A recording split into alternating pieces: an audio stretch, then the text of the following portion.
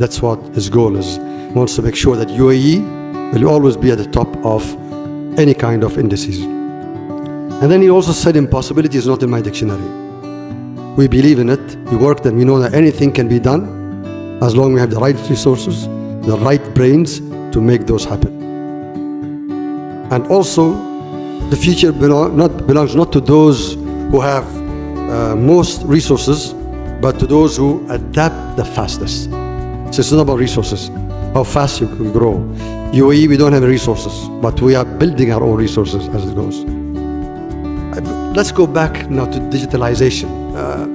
In the first ever electricity came was in 1776 by Benjamin Franklin, right? He was doing the kite. Now we see the changes. In 1899, Marconi first started the wireless communications. And beginning of 21st century, IEEE proved that Marconi was not the first one who actually invented the wireless communication. It was the Indian J.C. Bose, Sir J.C. Bose. He was the one did it before him.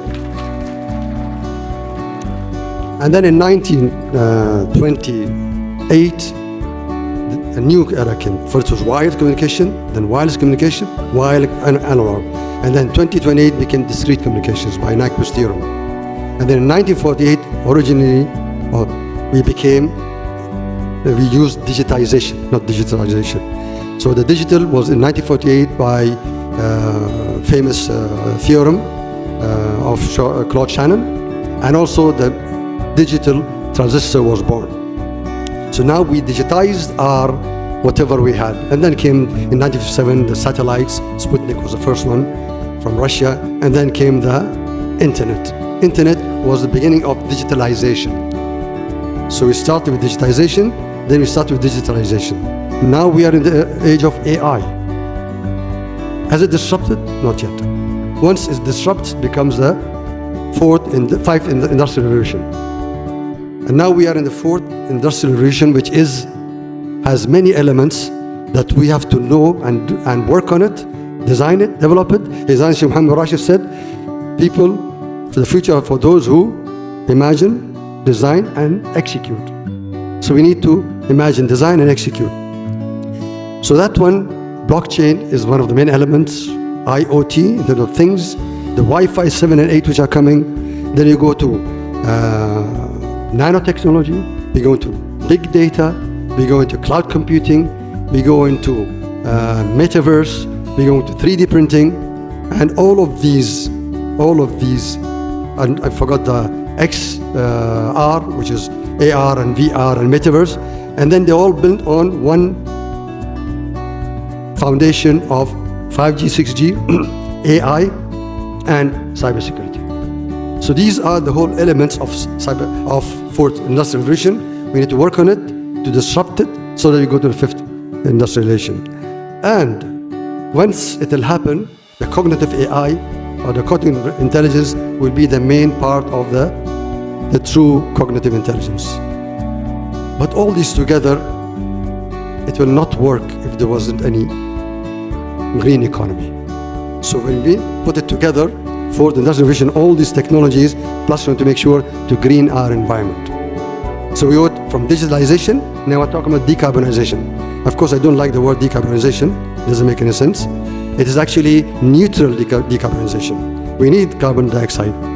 You don't want to kill it, but we need to make it balanced. That's what it is. And now, in UAE, the vision, as Mr. Ibrahim said, the vision is in 2050 to become net zero energy country. In 2030, 30% of DEWA would be 100% green energy. And we have all signed also the Paris Agreement that says that we shouldn't work as the business as usual, BAU.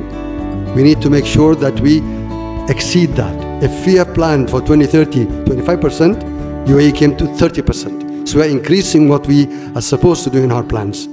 And this is something that UAE is working on. University of Dubai is one of the main important element of that growth in smart, and it was built the new campus in 2015.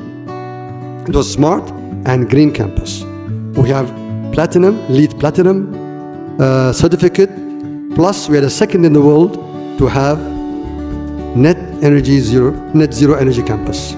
So all our energy is from solar farm. So in 5 years, we'll have zero cost, zero carbon footprint.